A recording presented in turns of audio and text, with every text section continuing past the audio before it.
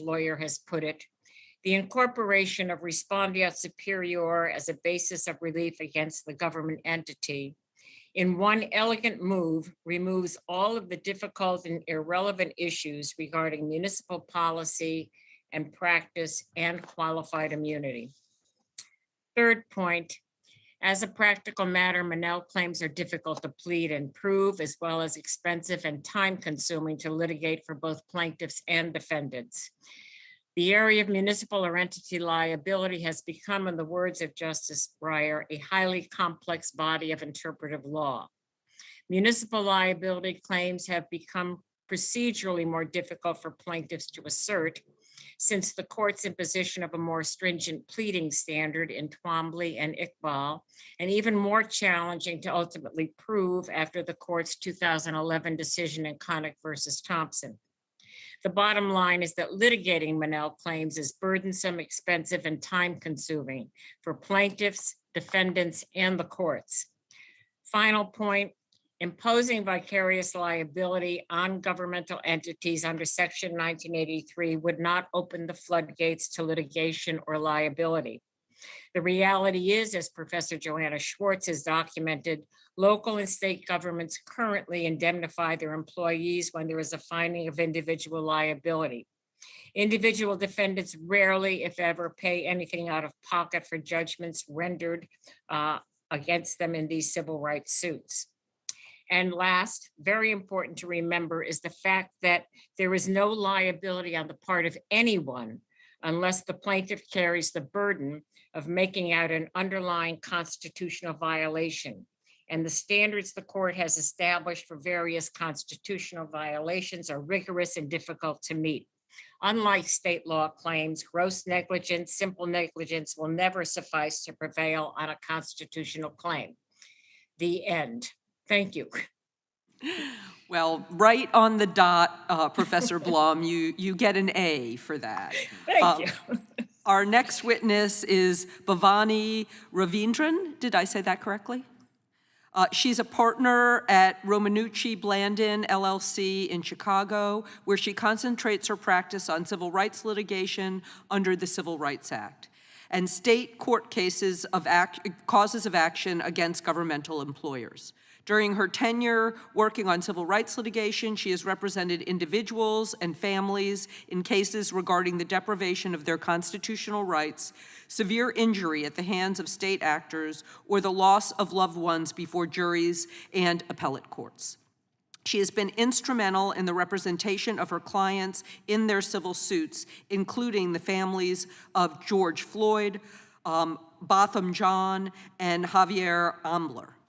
Ms. Ravindran received her law degree from American University's Washington College of Law and her undergraduate degree in political science from Case Western Reserve University. Ms. Ravindran, you are recognized for 5 minutes. Good morning, Ranking Member Johnson, Representative Ross, and members of the subcommittee. I'm honored to be here today, and I thank you for your time. Respondeat Superior and Monell are two sides of the same coin, providing necessary avenues for litigants who have experienced a violation of their civil rights. I'm asking the subcommittee to consider legislating to add Respondeat Superior or vicarious liability to this area of litigation while maintaining the Monell doctrine.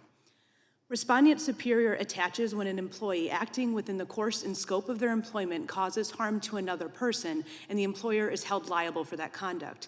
The reasoning is that an employee is acting at the direction of the employer, and the employer should share in legal responsibility for harm caused for its benefit.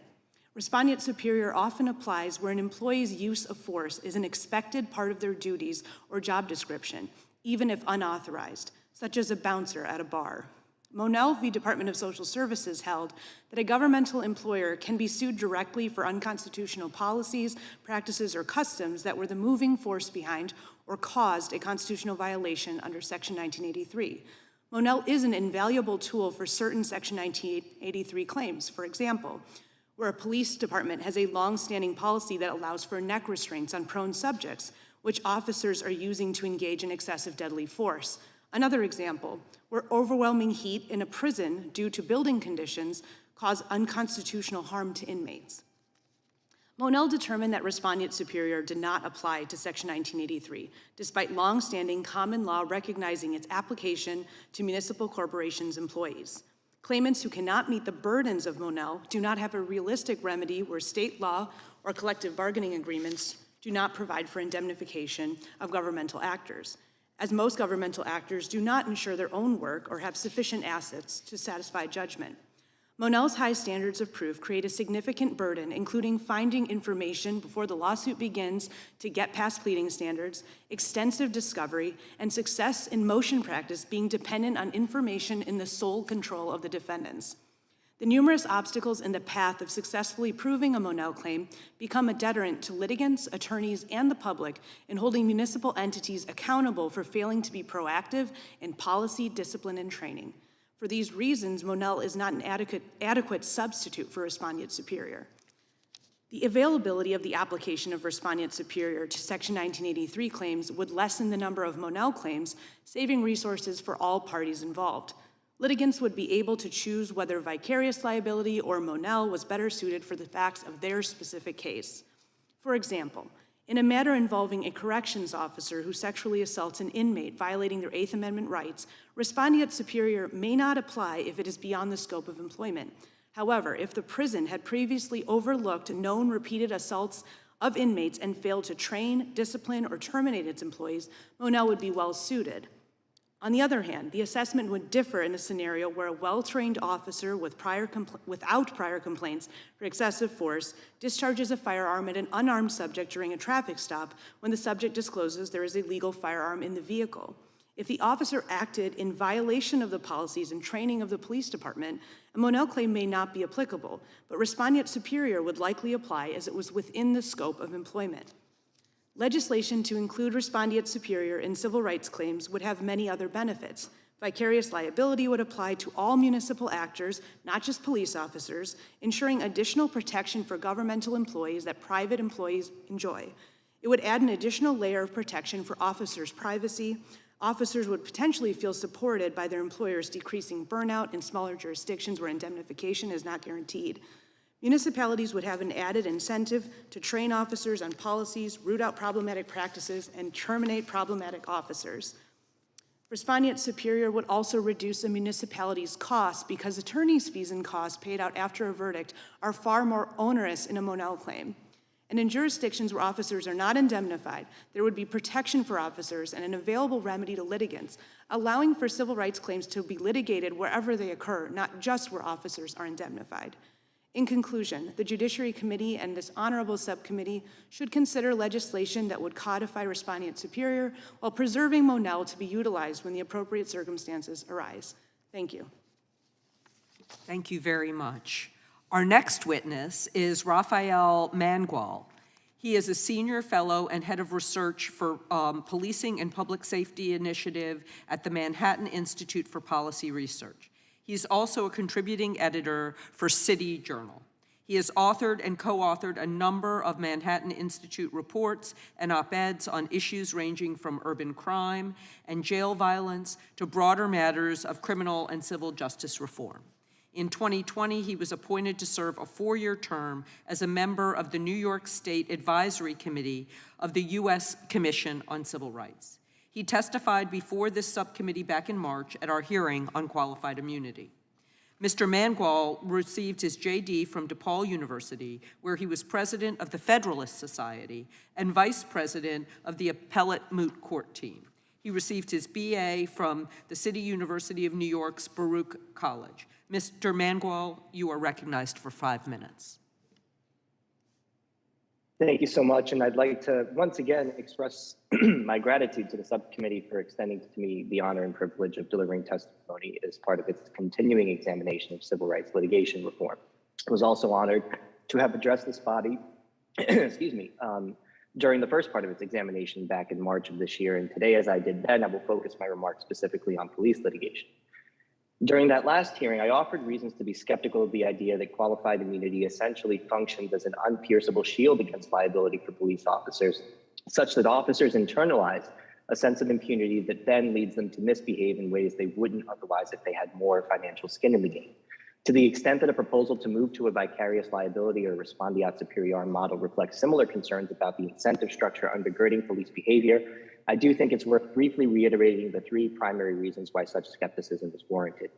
First, there exists in use of force situations a documented tendency on the part of officers to default to what researchers call an intuitive as opposed to analytical approach to decision-making, mostly because the situations in which such decisions are generally made don't lend themselves to the type of analysis that would be required for an officer to accurately assess his or her risk of personal liability and constitutional tort. Second, empirical research and other available data show that qualified immunity functions as a bar to recovery in a very small share of cases, likely less than 4%, that are filed against police officers. And third, as things stand now, as was already mentioned, nearly 100% of the dollars recovered against police defendants in civil rights lawsuits, approximately 99.98 according to one study, are already paid by the taxpayers in their respective jurisdictions pursuant to indemnification practices rooted in either statutory requirements or contractual obligations. And yet, despite this reality, a recent study found with respect to use of force issues, quote, unequivocal proof that officers are not notified of the facts and holdings of cases that clearly establish law for qualified immunity purposes. The question then is whether, and if so, to what degree and by what mechanisms, would shifting to a respondeat superior model in civil rights cases significantly change police behavior in the aggregate? Seems to me that the answer to that question is far from clear. If, however, the primary concern animating proposals to shift liability for civil rights violations from state and local government bodies themselves is to minimize the risk that plaintiffs whose rights have been violated will go without redress, then this sort of end run around qualified immunity makes a bit more sense. That said, there are issues worthy of consideration. Among them, the risk of destabilizing insurance markets in ways that will leave smaller municipalities unable to afford to insure themselves against the risk of excess liability. This is more than just a theoretical concern. In the 1980s, the municipal liability insurance market experienced significant destabilization, leading some municipalities to completely disband their police departments. And there is already evidence documented by the University of Virginia's Professor Kenneth Abraham of more recent insurance market destabilization related to police litigation that really ought to place this risk among the primary considerations of this body as it considers related proposals. A more moderate approach might be to, as I proposed during my testimony in March, to legislatively reestablish the analytical sequence set out in Saucier versus Katz and restrict municipal liability only to those cases in which a not yet established constitutional or other federal civil right is found to have been violated.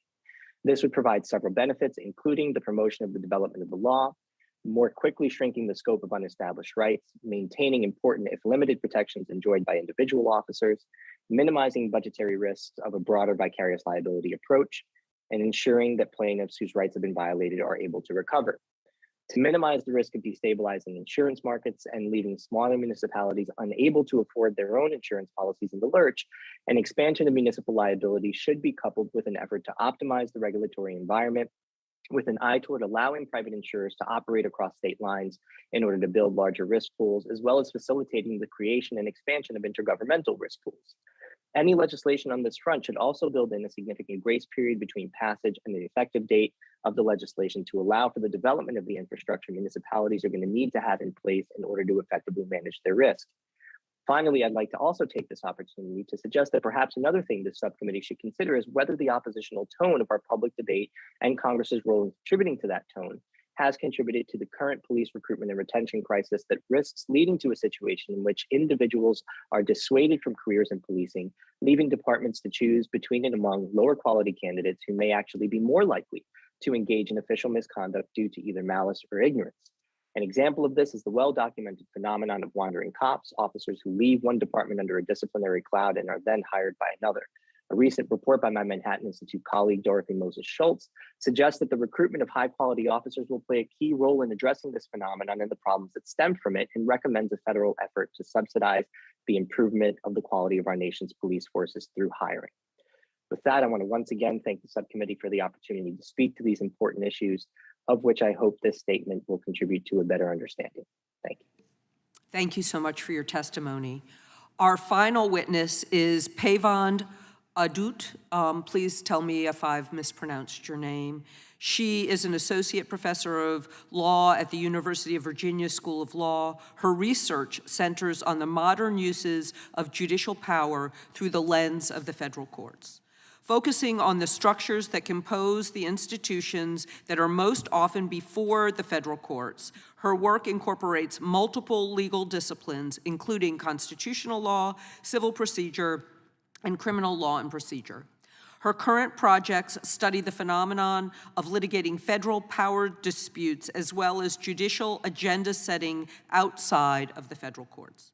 Professor Adut received her law degree from Columbia Law School, where she was the James Kent Scholar and recipient of the Ruth Bader Ginsburg Prize.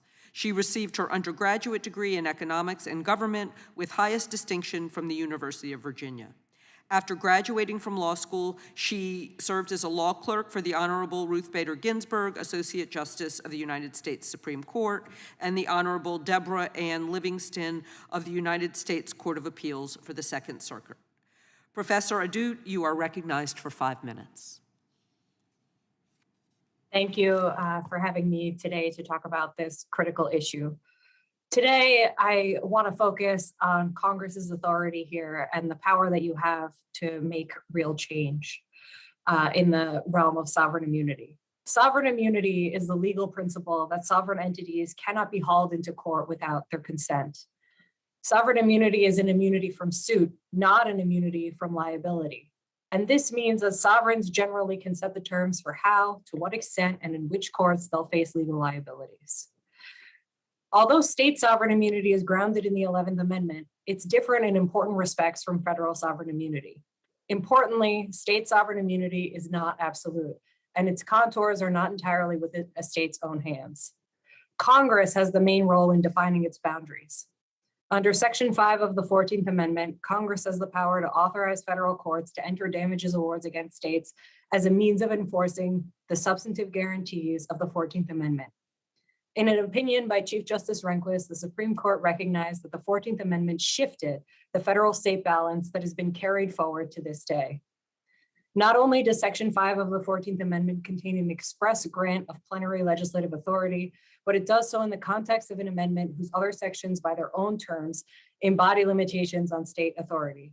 For this reason, Congress may choose to abrogate state sovereign immunity to enforce the substantive guarantees of the 14th Amendment. To successfully do so, a statute must satisfy a two-pronged test. First, the statute must evince a clear congressional intent to abrogate state sovereign immunity in the text of the statute. For example, you could provide a right of action for monetary damages against a state. Second, in order to have requisite constitutional authority, the statutory provision must be congruent and proportional to the targeted violation. Although the test is not well defined, we do know that Congress may enact prophylactic legislation that prescribes facially constitutional conduct in order to prevent and deter unconstitutional conduct. We also know that courts look to and depend upon evidentiary findings that Congress makes in prescribing unconstitutional conduct. It's important for Congress to document, for example, whether there's a history or pattern of unconstitutional conduct or discrimination. It's important to note that Congress has the latitude to abrogate state sovereign immunity only to remedy rights that are protected by the 14th Amendment. This means that Congress has broader latitude to abrogate state sovereign immunity in the context of race-based or gender-based discrimination, for example, than for age-based discrimination. There's an interesting federal-state balance in recognizing that Section 5 of the 14th Amendment provides authority for abrogation of immunity. Ordinarily, states are treated as co-equal sovereigns whose monetary fiscs are protected. But when states engage in systemic subversion of federal rights, the Constitution provides mechanisms for federal supremacy, one form of which is congressional authority to provide a cause of action for monetary damages. I want to now clarify why it is that Section 1983 does not by its terms apply to states or act as an abrogation of state sovereign immunity. As of now, states may not be sued under 1983 for two independent statutory reasons. First, in a case called Kern versus Jordan, the Supreme Court held that Congress did not clearly manifest an intention to abrogate state sovereign immunity in 1983. The court cited the limited debate on the point of state sovereign immunity as evidence that Congress didn't intend to abrogate immunity in this context. Second, the Supreme Court has held that states are not considered persons within 1983 statutory text.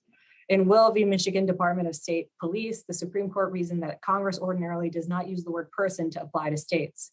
What's more, in statutory interpretation, there's a default rule that Congress must use unmistakably clear language in the statute where it intends to alter the usual constitutional balance between the states and federal government. Together, these two decisions show that it is in Congress's hands to determine whether to provide a monetary damages remedy against the states, and there is no constitutional barrier to providing such a remedy. I recommend that you be as specific as possible in any legislation seeking to abrogate state sovereign immunity, both in your intent to abrogate immunity and in your reasons for doing so. Be clear in the text of the statute that you're providing a statutory cause of action for monetary damages against the states. And I recommend that you make necessary evidentiary findings of state subversion of federal rights to fortify your statute during judicial review. Although 1983 includes a damages remedy for both constitutional and statutory violations of federal law, it's important to note that your authority to abrogate state sovereign immunity is broader with respect to federal constitutional violations than federal statutory violations, because it's aimed at getting at systemic subversion of federal rights by states. Thank you for your time, and thank you for having me today. Thank you very much, and thank you to all of our learned panelists. We'll now proceed under the 5-minute rule with questions, and I'll begin by recognizing myself for 5 minutes. Just like the ranking member, I too spent many years as a civil rights attorney litigating under 1983 on a variety of different rights, and I'm very happy that this hearing is extending beyond issues that deal with law enforcement, because as the ranking member said, there are many, many violations of people's civil rights and constitutional rights that go well beyond law enforcement, and any action that we take should deal with the broad constitutional rights that we all enjoy. And as we know, our Constitution and its amendments exist to guarantee fundamental rights. And when those rights are violated by the government, citizens and residents should be able to expect remedies to repair harm they've experienced and receive assurances that the violations they've experienced will not be repeated. Yet under current law, people who have their rights violated by an employee of the state or municipal government have extremely limited paths to obtain remedies. While Monell holds that a local government can be held responsible for providing relief in cases when their employees violate a person's constitutional rights, the court's subsequent interpretation of this case in 1983 make it extremely difficult for plaintiffs to obtain remedies. Monell further prevents local governments from being held vicariously liable for rights violations by their employees, even though it is common practice for private employers to be vicariously liable for their employees' behavior. While discussion of government liability for police misconduct is particularly pertinent, there are many cases, as I said, of constitutional rights violations by other types of government actors. Free speech, inappropriate social services, terminations of parental rights, illegal searches and seizures. And victims of these violations deserve a path to obtain justice and repair the harm done to them by their own government. Creating accountability for government employers incentivizes them to put in place safety measures, exert care in hiring, and improve training of employees, acting as a preventative measure against rights violations. Any long-term solutions must consider how we can properly hold state and municipal governments accountable for violations that occur under their watch. My first question is for Ms. Ravindran. Can you tell us about all the procedures and steps that are required to proceed with a Monell claim, and how it's particularly complex litigation and even hard to get a lawyer to take your case? Thank you for your question, Representative Ross. You hit it on the head. It is very complex at every stage. At the very outset, finding an attorney can be difficult because it takes a firm that has the resources to get multiple experts, have the attorneys available to review documents, take depositions beyond the normal federal limit of depositions. At the very outset of the case, you need to get information that's within the hands of the defendants, which means that you are FOIAing, sending FOIA requests out to municipalities and officers and trying to get as much information as you can. A lot of that information isn't available without confidentiality orders or protective orders of some kind. It's highly redacted, so it's very difficult to build the claim at the outset. We talked a bit about discovery process. Now that's thousands and thousands of pages potentially to prove that there's a pattern in practice that you'd have to go through. So you just really need the numbers in terms of your attorney team. And at the very end of the case, you have to choose, you have to prove that the violation was caused by this policy, the moving force behind the policy. That is a very difficult burden to prove for plaintiffs unless the acts have been incredibly egregious and well known. And a lot of that information has to come from deposition testimony that is, again, within the control of the municipalities. So it's very difficult, and that's not even to mention trial and having a jury try to understand this very complicated concept. Thank you very much. And can you tell us whether in these cases, generally there's any monetary compensation that comes out, or is injunctive relief more common? For Monell cases, usually you're looking for injunctive relief, you're looking for policy change, and having a Monell claim with a 1983 claim sometimes assists in targeting that. When you look for the monetary relief, it's a lot more closer to the injury. So you're proving the injury, and then on top of that, you have to prove the constitutional violation. So it makes it easier to get injunctive relief. Thank you very much. I now recognize the ranking member, Mr. Johnson. Thank you, Madam Chair. This is a really sharp panel of witnesses. We're grateful for you guys being here. As we've noted, the topic of removing the Monell Doctrine has most recently come up during conversations surrounding the conduct of law enforcement officers and police reform. Some people suggest that the Monell Doctrine provides nearly complete liability protection for state and local governments that employ bad actors. Others are concerned that eliminating the Monell Doctrine would put a major strain on the budgets of small towns and municipalities and would yield a minimal real-world impact.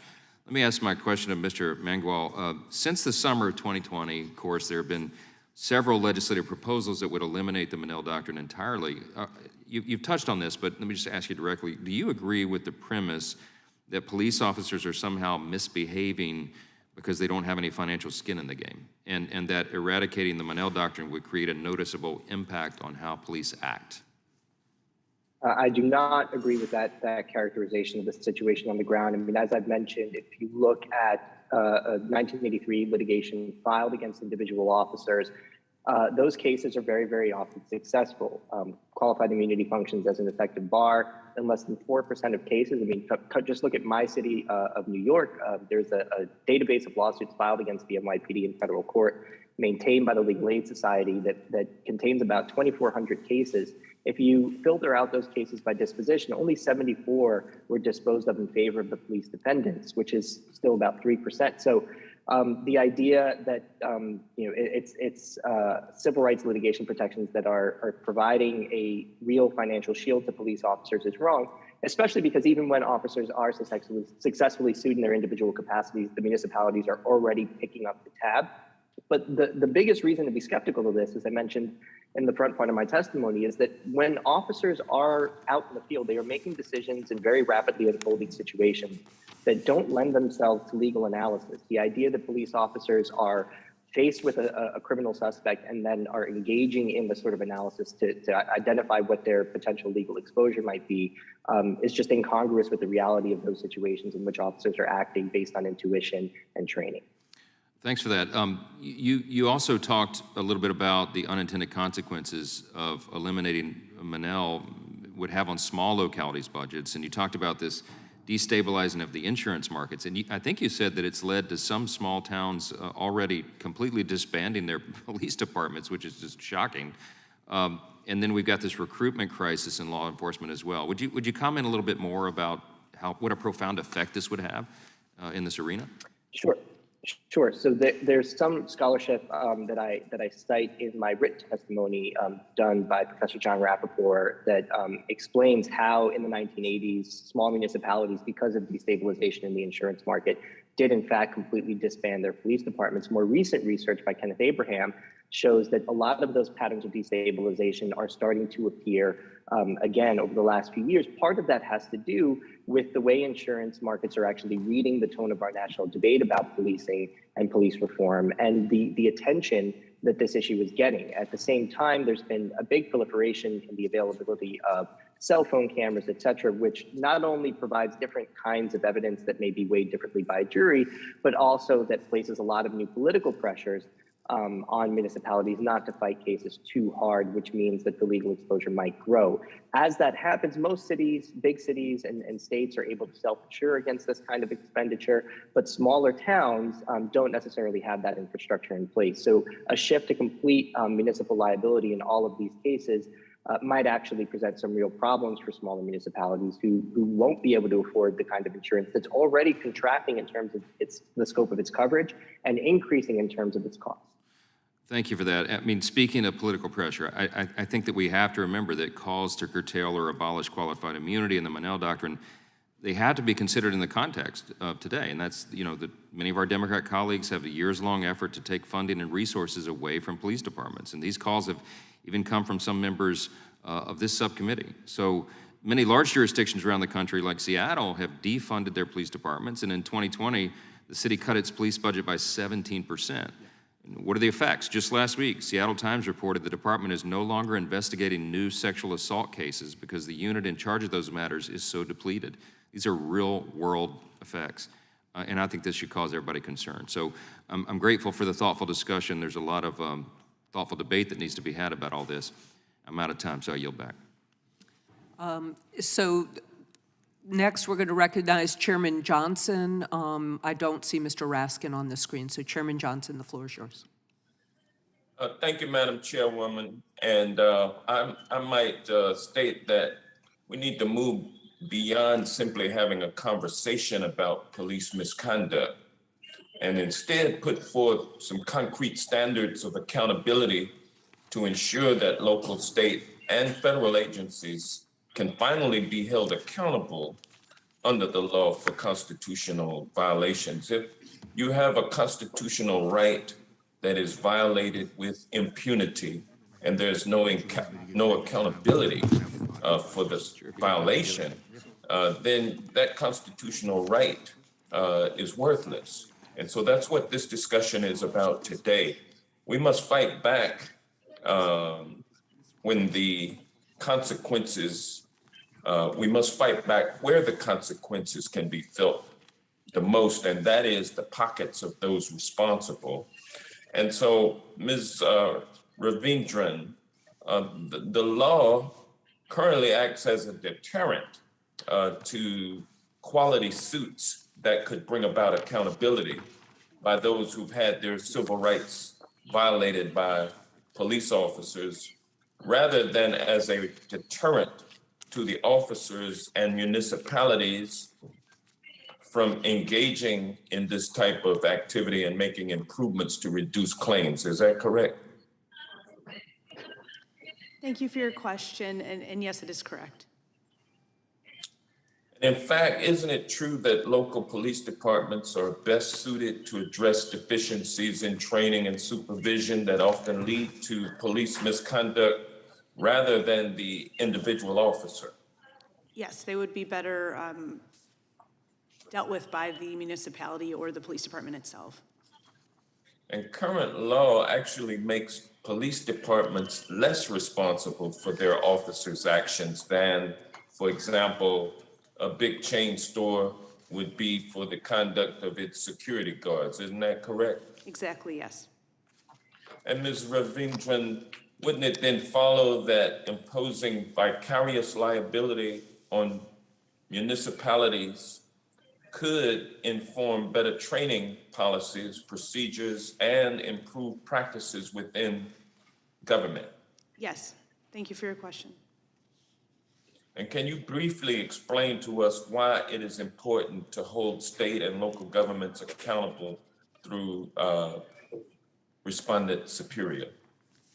Absolutely. And first of all, it would just equalize what we provide private employees in the United States. Public employees who have the same job responsibilities are not provided that same coverage. In addition, it would help municipalities and police departments have added incentive for training programs, changes to policies, and not just what we have under Monell, which is where municipalities are putting forward constitutional policies and failing to train the officers on the application of those policies. So I believe that would be very beneficial. It would also help municipalities have added incentive to terminate officers who have repeatedly violated constitutional rights or had repeated complaints where constitutional violations are a concern. We also would be able to apply respondeat superior to protect all governmental employees, not just police officers, and I think that's a very important point. So all of those opportunities would be available for our municipalities and police departments to make a better change and actually have effective policy reforms.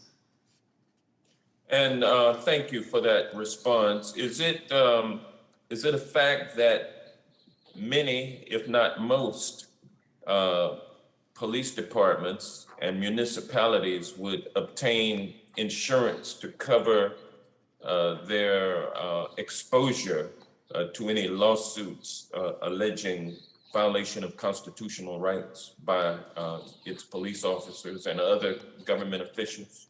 Yes, municipalities and police departments are able to receive insurance. Then you see insurance risk pools where multiple municipalities are covered by the same insurance policy. And then in the bigger cities, they make a determination whether they're going to have some amount of umbrella coverage insurance, some insurance, or be self-insured where they're making a city council decision to have reserves put aside. But that is not a determinant of how much in taxes that anyone is paying. All right, thank you. I'm about to run out of time, so I will yield back. Thank you, Mr. Johnson. Recognize Mr.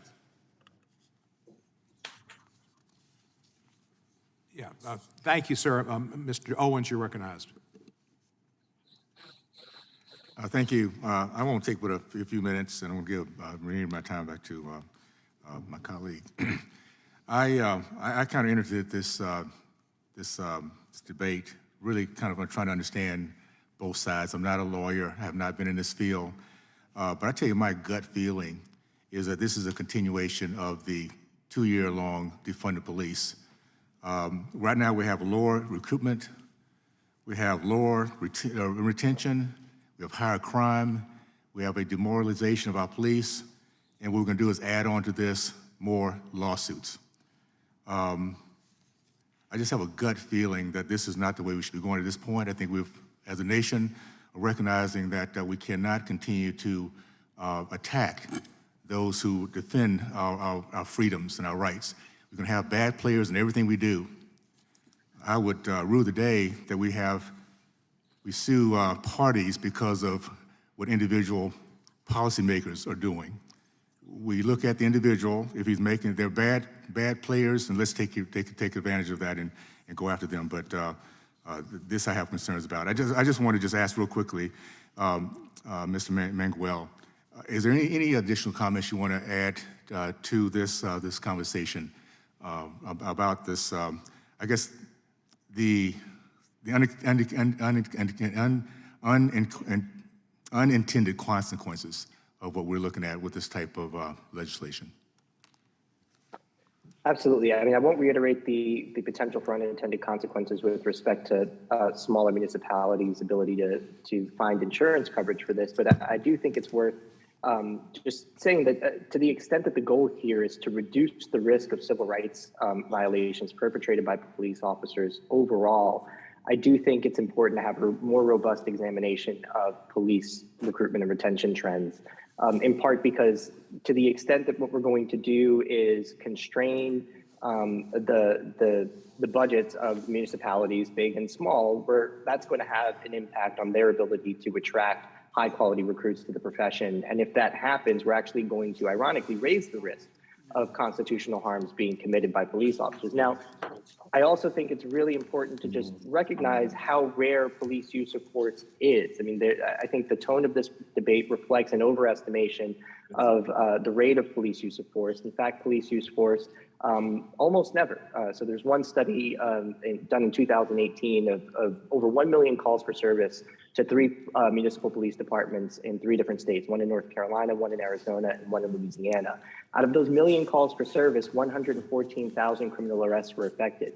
In that entire data set, only one fatal police shooting was captured, and in more than 99% of all of those arrests, no physical force was used. And in 98% of the cases in which force was used, either no or mild injury was sustained by the subject, as according to medical professional review. So I think we have to take a step back, understand that we have almost 700,000 police officers making more than 10 million arrests a year.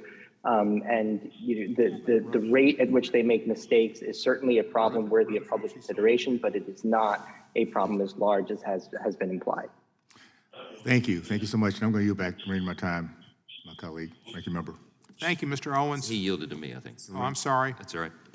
I think we got a minute left. I'll speak quickly. I appreciate my colleague yielding. For context, I think the Democrats' call to defund the police, as I noted, is important. And I had 3 pages. If I had time, I'd read into the record comments from our chairman, Jerry Nadler, Representative Karen Bass, Jamal Bowman, Corey Bush, Alexandria Ocasio-Cortez, Mondaire Jones, Hakeem Jeffries, Pramila Jayapal, Ilhan Omar, Ayanna Pressley, Rashida Tlaib, among others, who have said we need to defund the police. The question is for Mr. Mangual, if Democrats were successful in this mass defunding police department effort, would that help or hurt in fixing what they see as a problem with the Monell doctrine and government employer liability for police actions? Well, I think it would hurt in the end, mostly because what you're going to end up with is a lower quality police officer that's going to be more likely to engage in official misconduct, either as a result of malice or as a result of ignorance. I mean, there's lots of research showing that a more educated police force is going to result in lower rates of force, lower rates of misconduct. As we dissuade people from engaging in that profession and the ability of municipalities to use their budgets to attract people to that profession, we're going to worsen outcomes overall. Seems obvious to us. Thanks for your time. I yield back. Thank you. Mr. Owens, you were the only person on this committee that wore cleats and a helmet, pads. Other than Ms. Demings, I'm the only person that had a badge and a gun. And I am not for defunding the police, and the Democratic caucus is not for defunding the police. And because a few people in the Democratic caucus might have said something, doesn't mean that 90% of the caucus and the caucus is for we are for supporting the police. We put money in the bills that we passed, the relief bills, the rescue bill, to let local governments fund the police. And my city and my county put $28 million into funding the police. We recognize that need. I've supported the COPS program ever since I've been here, and it was a Democrat who sponsored that and passed the COPS bill. We need more community policing and more officers on the street to interact and to make good contact. This is not about anything anti-police. This is about justice. This is about when there are problems and when there are torts and when there are victims, that their justice is allowed, that the proper parties are allowed to be responsible for it, and that by being responsible, they will teach better and instruct the officers to follow the laws better and will have less problems in the future. This is about compensating the victims and also encouraging programs that will see to it that torts are not committed. So with that, I'd like to ask Ms. Ravindran a question. Despite the burdens and difficulty you describe in litigating claims under the body of law spawned by Monell, in your written testimony, you also emphasize the importance of preserving Monell because it is still an invaluable tool under certain factual circumstances. Can you explain further why Congress should allow plaintiffs to make respondeat superior claims in addition to the claims currently permitted under Monell? Thank you for your question, Chairman. Both Monell and respondeat superior are important for different types of claims. Monell can specifically target claims where a particular officer or governmental employee is not necessarily the reason that there was a violation. It's not an issue with that individual. It is an issue within the entire system. So the best example for that was something that I described in my written testimony, and that is a prison that has a building that creates a condition where it's overly hot, which creates an Eighth Amendment violation for the inmates inside. Now, that's no particular officer's fault. No corrections officer has built the building. They are not in charge of the thermostat. They can't change that condition.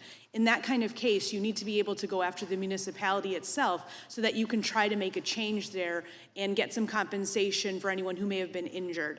In terms of respondeat superior, that is important because in cases where there is a constitutional violation that can be tied to a particular officer or governmental employee's conduct, you should be able to go after that individual directly. But using respondeat superior, you can still make it the municipality's issue to deal with, to fix with training, with policies, with recruitment, and with termination of problematic officers. Thank you, ma'am. Professor Blum, it's clear from your testimony you believe the Supreme Court in the Monell decision got it wrong regarding respondeat superior claims. If Congress were to amend the statute to permit those claims, would it be fair to characterize such legislation as correcting the court's error in an area of law that Congress has clear constitutional authority to legislate therein? Yes, thank you for your question, and the answer is absolutely yes. This was the rejection of vicarious liability in Monell was an interpretation by the court of a statute, and Congress certainly has the power to tell the court, no, that's not what we meant, or to correct the court's error in that sense. So yes, the answer is yes. Thank you very much. With that, I'd just like to use my last minute to make clear what I'd said earlier. Police are for protecting the public and protecting the public with law enforcement, but proper law enforcement. Nobody's in favor of more George Floyds or more improper police shootings, but we're in favor of better training, better understanding of different demographics in the community, and more involved police patrols with community policing. Police also, when I talked to a policeman when I was home and said, what should we do about guns? And he said, get those AR-15s out. I know those guns. They kill. They would kill us. In Uvalde, one AR-15 held off 19 good guys with guns. We need to protect the police and get rid of AR-15s. Ms. Garcia, you're recognized.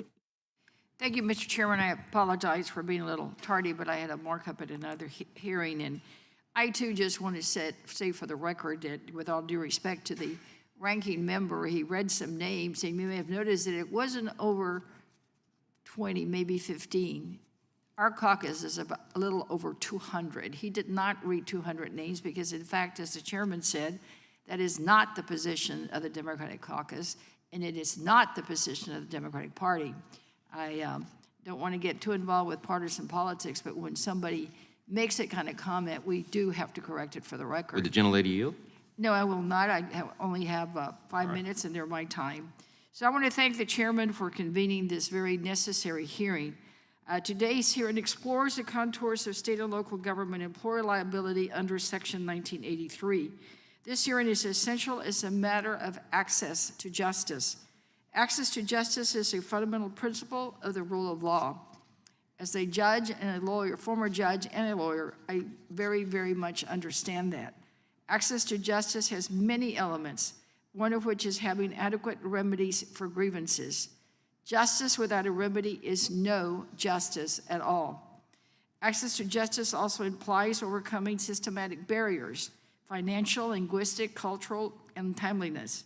In the absence of access to justice, people are deprived of having their voice heard, exercising their rights, protecting their constitutional rights, or holding their government institutions accountable.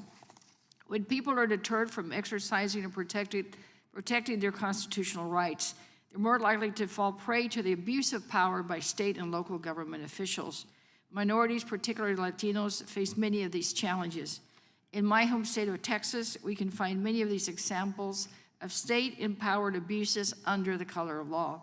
For example, Governor Abbott's so-called Operation Lone Star targets Latinos individuals for prosecution, thinking that they may have come across the border illegally. The state-sanctioned persecution of transgender children is another recent example. But somehow my colleagues across the aisle seem to be confused that this is about defunding the police. Again, no one is saying that. But I did want to ask Professor Adut, when we talk about 1983 and we talk about police or other governmental employees, in fact, there are other governmental employees that we are concerned about here. Could you just give us some examples of people other than police that this would apply to? Of course, governments have many, many different sorts of employees who do lots of different things, who can, you have folks in sometimes school districts. You may have folks who work to distribute funds, for example, Medicaid funds, Medicare funds. Basically, every single government employee who executes the law, who does something to execute the law, is someone who is touched by 1983. And the category of individuals that we're talking about when we say, if there is a systemic subversion of federal constitutional right, there should be some remedy that addresses that systemic subversion of federal rights, from anti-discrimination claims all the way through law enforcement claims. Right, and I wanted to ask Professor, is it Ravindran?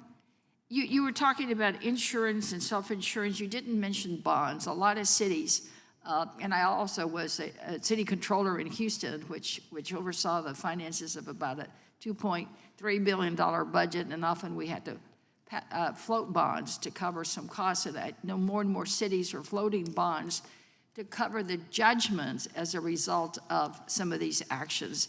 Do you see an increase in a further debt burden on municipalities as a result of some of these cases? We have not seen an increase in the cases that we've been involved in, and yes, I've seen the use of bonds on occasion. Usually there is a budget decision that's made if a city chooses to be self-insured, meaning that they allocate their own resources. It isn't determined based on how many judgments there are. They already have that budget. And usually that budget covers torts of all kinds, not just civil rights violations, it's determined by the city how they want to set aside those amounts. But yes, bonds are being used frequently for judgments after a trial. I know, and I saw an article, and I will try to get it, Mr. Chairman, and provide for the record. And this whole, I think it was coming out of a California case, that they're actually now characterized as police brutality bonds, because it is the high judgments, because these are the cases really that are the highest liability for some cities, that they're calling them police brutality bonds because without the bonds, the cities will not be able to make and pay those judgments. So with that, Mr. Chairman, I'll yield back. I'll try to find the article and get it to us. Thank you very much. That concludes today's hearing. I want to thank our witnesses for appearing today. Without objection, all members have 5 legislative days to submit additional written questions or additional materials. With that, we're done.